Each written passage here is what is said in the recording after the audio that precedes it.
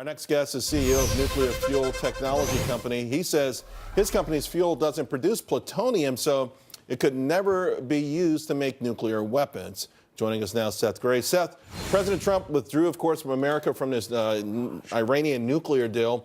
I want to start with that because you understand this a lot more than other folks. Do you think that was a good move?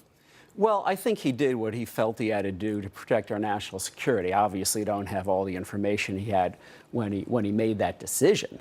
I do think I'd like to see a more intrusive inspection regime to know what Iran is doing. I do think, as the president said, we'd like to also see restrictions and verification on their missile program.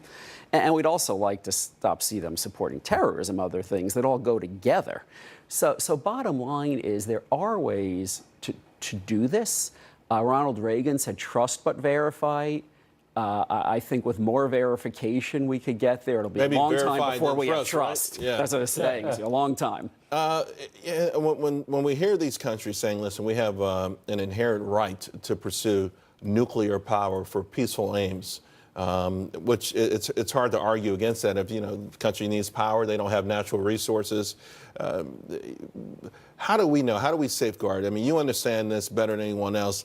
And how quickly can someone take the different sources of nuclear material and weaponize it, for lack of a better word? Well, first of all, we do have ways with very intrusive safeguards regimes with a lot of people on the ground 24/7 who could go anywhere in the country with modern equipment, detection equipment, and really verify what's going on. You have to be aware of a country that says, well, you can inspect this facility and that facility, but you don't know what they're doing somewhere else in the country in a secret facility.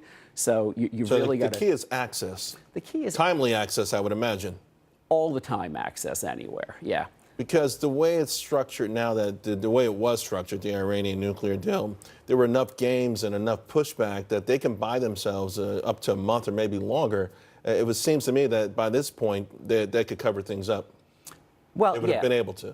I think when the deal was entered into, they were as close as a month or two away from being able to produce a weapon. And a month or two? It could be, depending on who you listen to. And the deal pushed it back by several years.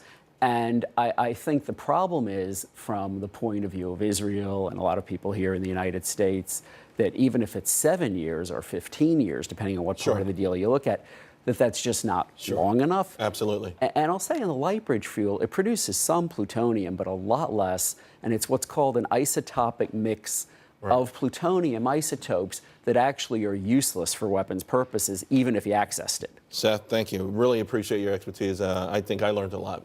Thank you, Charles. Appreciate it.